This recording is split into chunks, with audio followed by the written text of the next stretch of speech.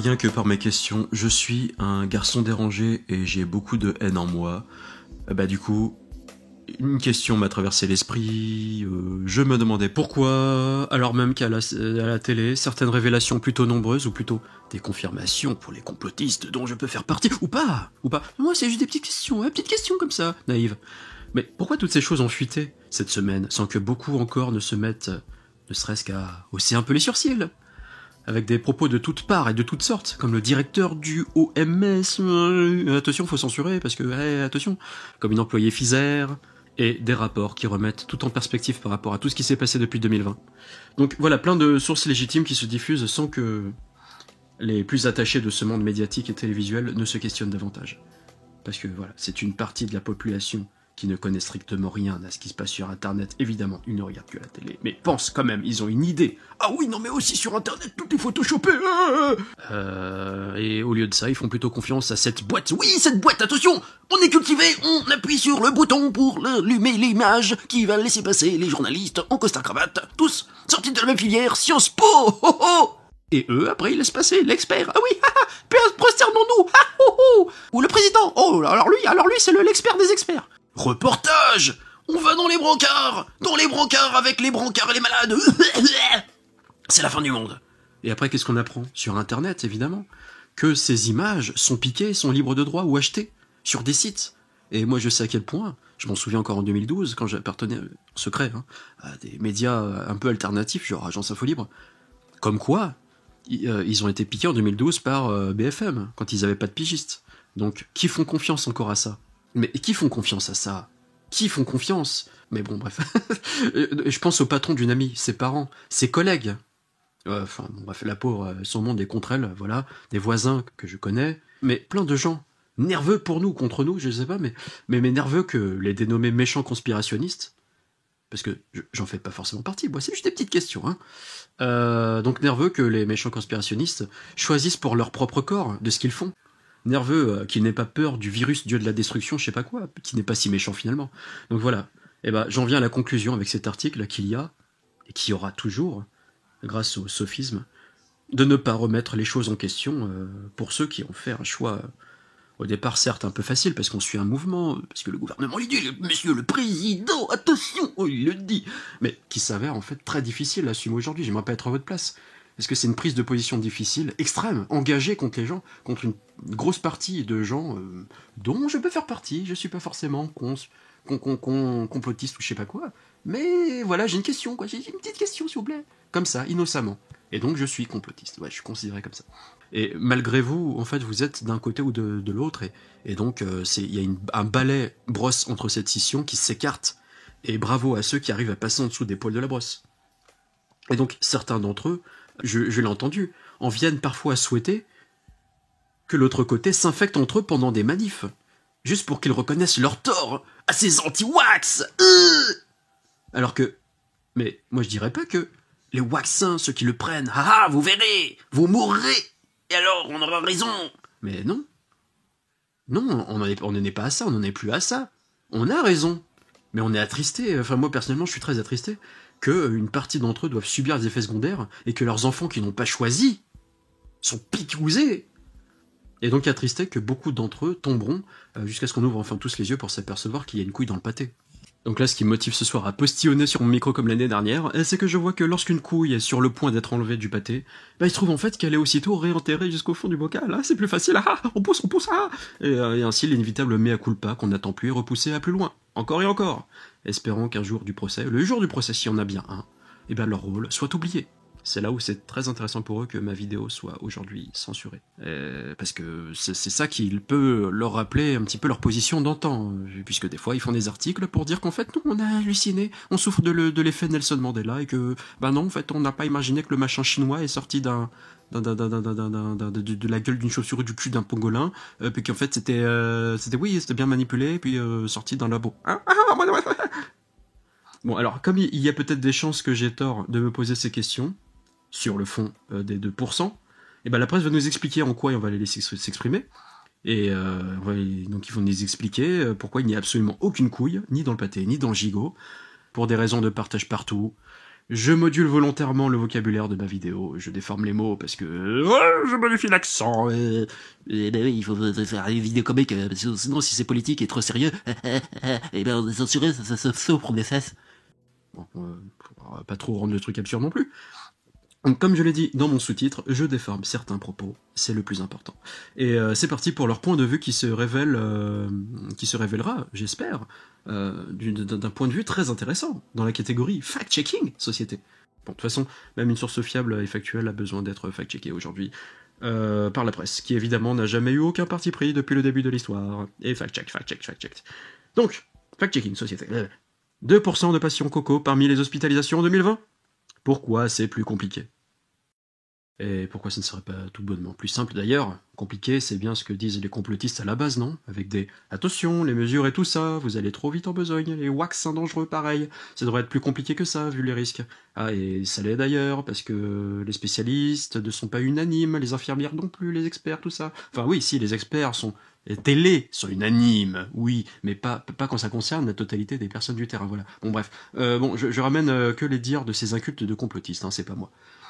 Si on va jusqu'au bout de la logique, évidemment que c'est compliqué.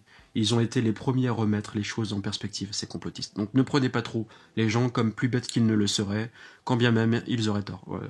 Sinon, un rapport officiel s'est penché, notamment sur le nombre et la part de patients hospitalisés pour Coco-19 l'an dernier, et si ce chiffre de 2% est exact, il fournit une vision incomplète de la réalité. Explication. Complexification. Par Nicolas Béraud, le 12 novembre 2021. Ils y voient la preuve qu'on en a trop fait autour du Coco-19. Plusieurs personnalités, notamment politiques, ont relayé ces derniers jours un rapport indiquant que seulement 2% de patients hospitalisés l'an dernier l'avaient été pour le Coco-19. Mais pris isolément, ce pourcentage ne permet pas de décrire la situation vécue à l'hôpital. On fait le point. Pas pour revenir au point, j'espère. Petite question, s'il vous plaît, avant d'enchaîner à ce moment, enfin à cette époque, lorsque vous affirmiez que les hôpitaux étaient sursaturés de malades à un point que les cadavres attendaient encore dans les couloirs, et nous tous imaginions chaque jour qu'on pouvait finir de la même manière, dans un couloir froid, c'est terrifiant. Et à ce moment-là, on a demandé à prôner, on apprenait à tort, de nous confiner pour éviter de vivre Walking Dead. Ça, est-ce que ce n'était pas mal d'écrire une situation ? Je fais que poser la question, hein, parce qu'on sait que il y a beaucoup de spécialistes qui l'ont dit et qui le disent et qui le rabâchent encore, qui admettent que voilà, ça fait plus de victimes le confinement que l'autre chose. Y compris mon père, qui en est mort pour s'être plié à ses règles alors qu'il avait un cancer des poumons à traiter. Il a été admis beaucoup trop tard, des mois après, à l'hôpital. Et voilà où il en est. Voilà, c'est juste pour dire, hein, pardon si je fais de l'insubordination, c'est pas volontaire, je reprends. Ce que vous avez peut-être lu ou entendu, ce constat a notamment été évoqué ce jeudi sur CNews par Marie-Estelle Dupont, mais sans la moustache. Psychologue, spécialisée en psychopathologie, neuropsychologie, psychosomatique, et très critique sur la stratégie vaccinale et sanitaire en France. En 2020, seulement 2% des hospitalisations et 5% en réa étaient liés au coco. Plus tard, elle dira « On a donné l'impression que les services étaient pleins de patients coco, mais ce n'était pas le cas, et plus tard, la peur a été disproportionnée, s'est-elle insurgée. » Et sur Twitter, Gilbert Collard, il partage « En 2020, 2% des hospitalisations étaient liées au hashtag Coco. Regardez cette vidéo, dit-il. Si cela est vrai, on est vraiment pris pour des cons coco. Hashtag ATIH. Sur Twitter, de nombreuses personnalités ont relayé et commenté ce chiffre en minimisant l'impact de la crise sanitaire. Ouais, attendez, il y a un grave impact, ok, mais la question est-ce un impact sur l'hécatombe ?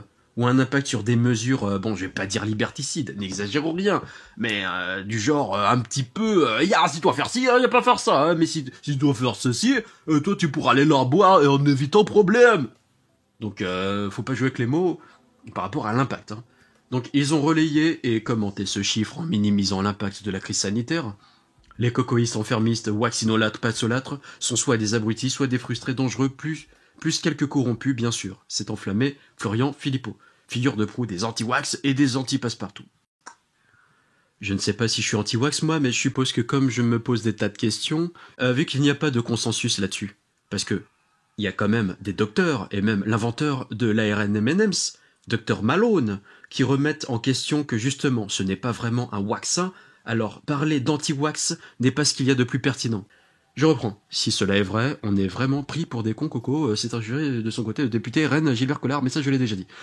Ce que dit ce rapport, en revanche, c'est le document dont il est question a été réalisé par l'Agence technique de l'information sur l'hospitalisation ATIH, un organisme public qui dépend du ministère de la Santé. Il est paru le 28 octobre dernier sans entraîner immédiatement de nombreuses réactions. Ah bah oui, non mais tu te rends compte de leur réflexion? En gros, on n'a pas réagi directement, alors, c'est pas authentique, et donc notre réaction est erronée. Oh!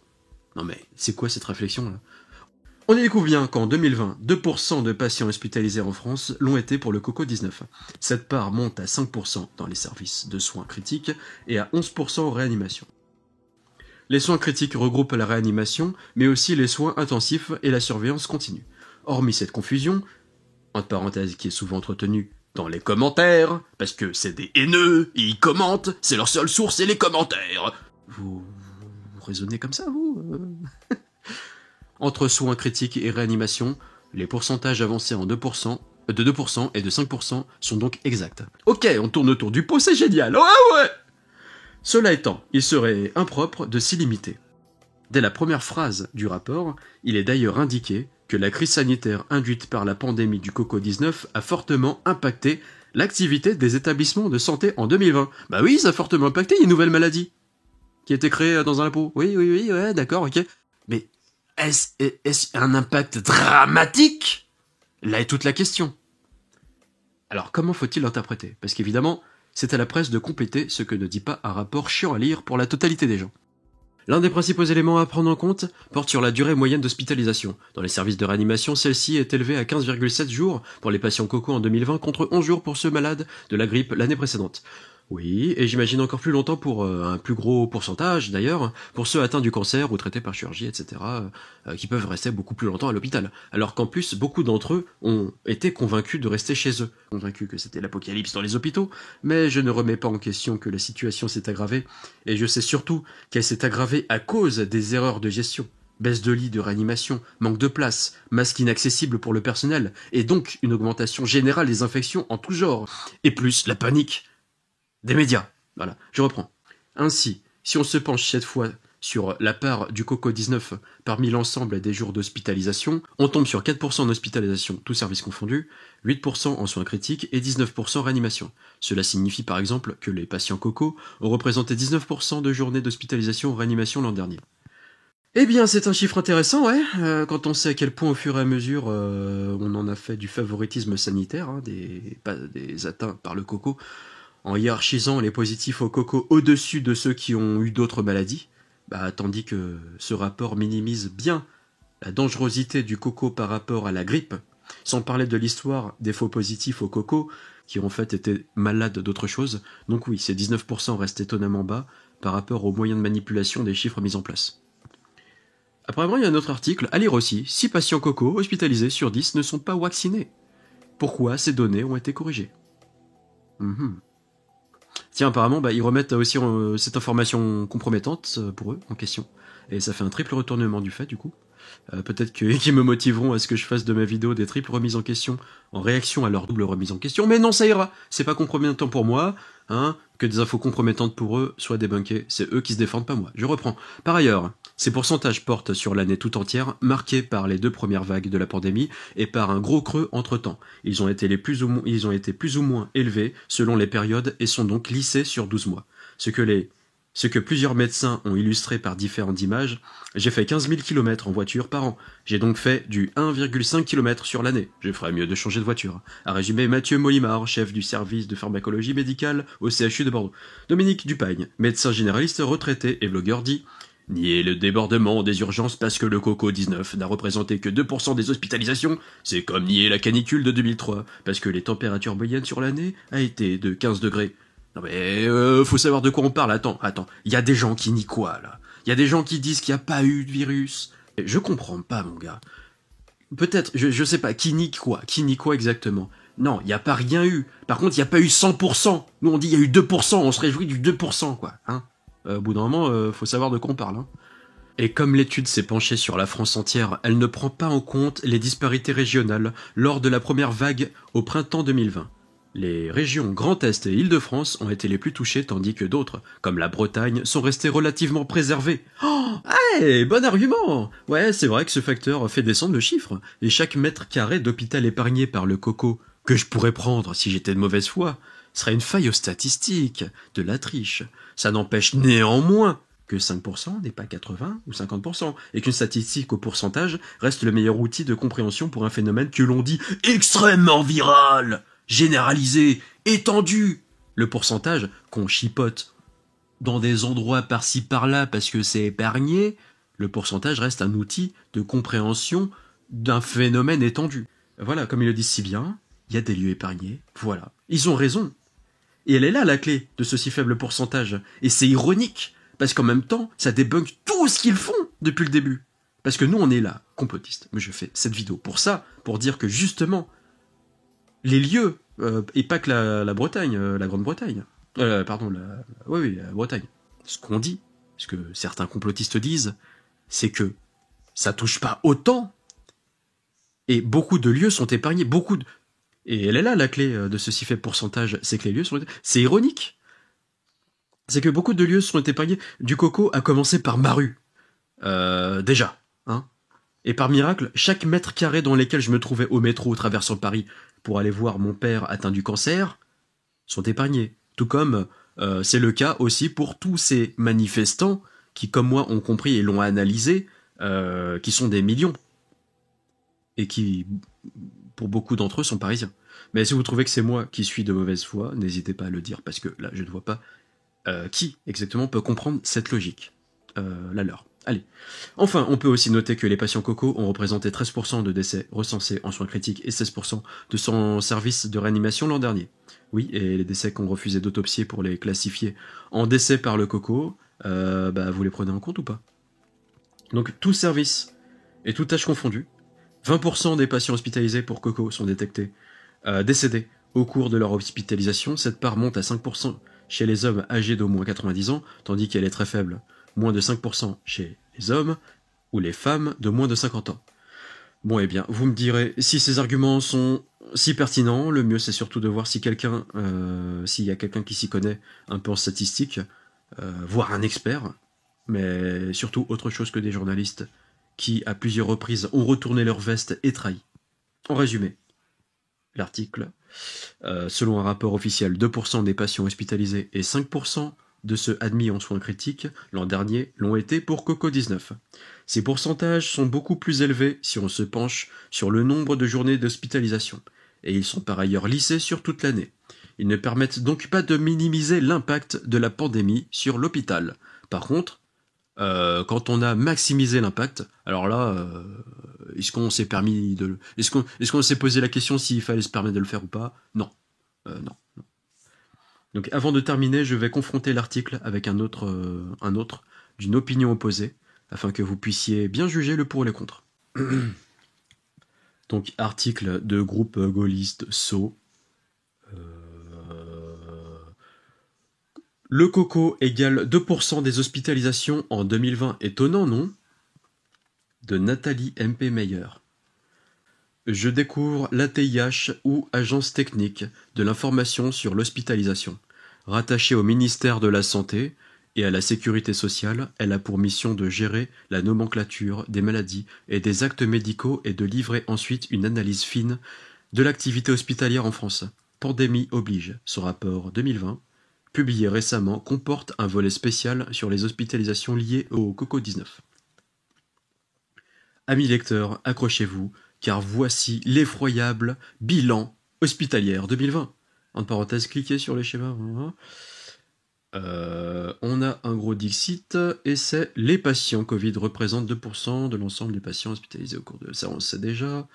Un deuxième dixit, au cours de l'année 2020, les patients Coco représentent 5% de l'ensemble des patients pris en charge au service de soins critiques. En outre, 8% des journées d'hospitalisation au sein de ces unités de soins critiques ont été dédiées à la prise en charge de la Coco-19. Je crois que c'est un extrait. À ce stade, un petit peu de vocabulaire s'impose. Les secteurs hospitaliers français comprend 4 champs, en parenthèse, qui tous ont accueilli des patients Coco. L'hôpital, qu'on pourrait dire classique, le plus important en nombre de patients et de journées intitulé MCO, dans les statistiques de la TIH pour médecine, chirurgie, obstétrique et odontologie. Les hospitalisations à domicile ou HAD, qui peuvent aussi avoir lieu en EHPAD, entre parenthèses particulièrement vrai en 2020 avec le coco, les hospitalisations pour soins de suite et réadaptation ou SSR, les hospitalisations pour soins psychiatriques ou psy. Au total, 218 000 patients ont été hospitalisés pour le CoCo-19 en 2020 pour une durée moyenne de 18 jours, dont 186 000, entre parenthèses 85%, en MCO ou hospitalisation classique, pour une durée moyenne de 13 jours.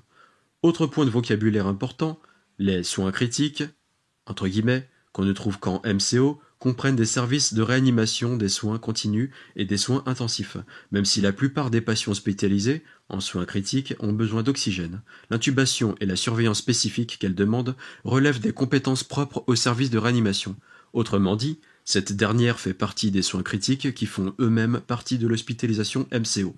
Ainsi donc, la figure 1 ci-dessus représente la part des patients CoCo dans l'ensemble de l'activité hospitalière 2020, entre parenthèses 2%, puis décompose cette activité selon les 4 champs d'hospitalisation, tandis que la figure 2 donne la part des patients CoCo MCO dans l'activité MCO, entre parenthèses 2%, puis descend au niveau des soins critiques, entre parenthèses 5%. J'espère que je ne vous rebute pas, mais on va arriver à la conclusion et là ça sera beaucoup plus compréhensible. Bref, donc je reprends, puis descend au niveau des soins critiques, entre parenthèses 5%, au sein desquels elle descend ensuite au niveau des réanimations, entre parenthèses 11%. Et là, on voit vraiment à quel point cet article, que j'ai dégoté un petit peu au hasard, est une opinion, certes opposée, mais qui semble bien plus, bien plus soucieuse des chiffres et des pourcentages. Alors que l'autre, quand même, avait beaucoup de prétentions. Ceci étant dit, quel résultat incroyable!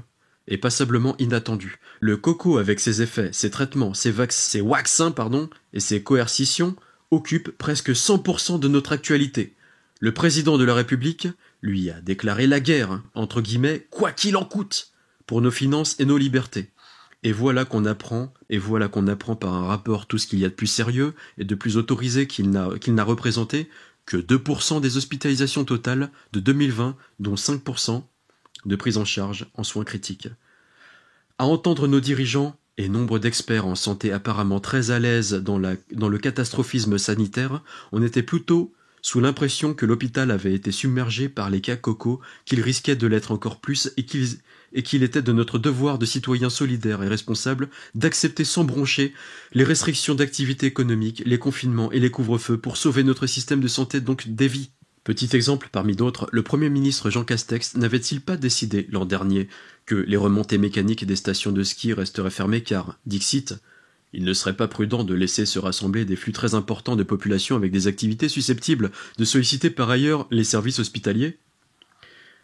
Il est vrai que les 2% d'hospitalisation coco ne se sont pas étalés régulièrement sur l'année 2020, mais se sont concentrés autour de 2 périodes critiques des 2 confinements, avril 2020 et novembre 2020, ce qui pourrait expliquer certains embouteillages aux urgences ainsi que la volonté gouvernementale de procéder à un étalement des hospitalisations via les confinements.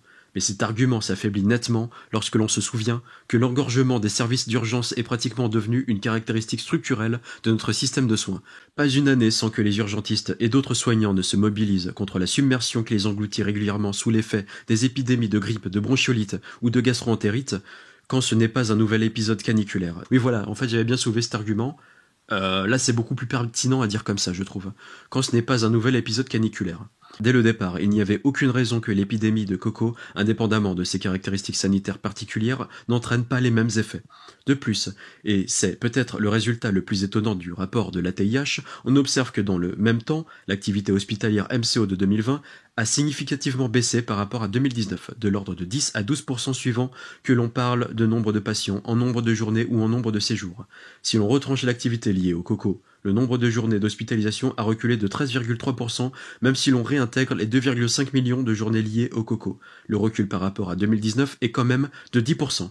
Même schéma pour le nombre de patients et de séjours comme indiqué dans le tableau suivant.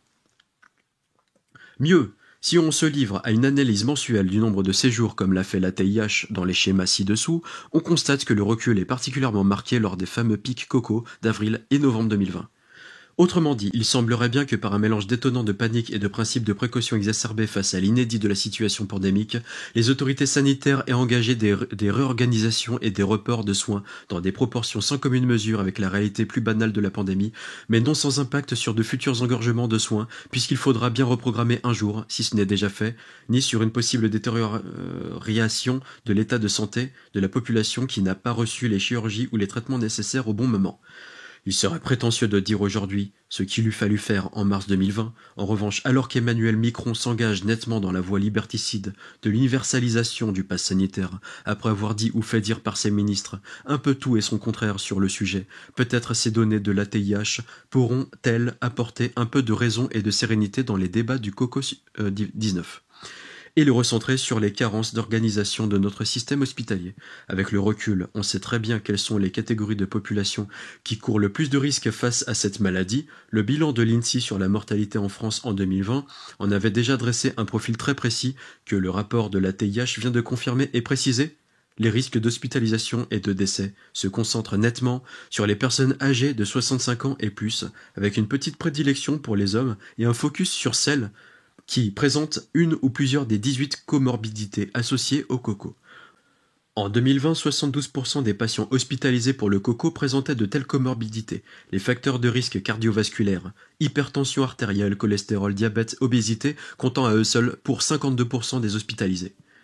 Compte tenu de tous ces éléments qu'il importe de porter à la connaissance de tous, afin que chacun prenne ses responsabilités, est-il bien nécessaire de s'enferrer plus longtemps dans les sombres arcanes des régimes d'exception ?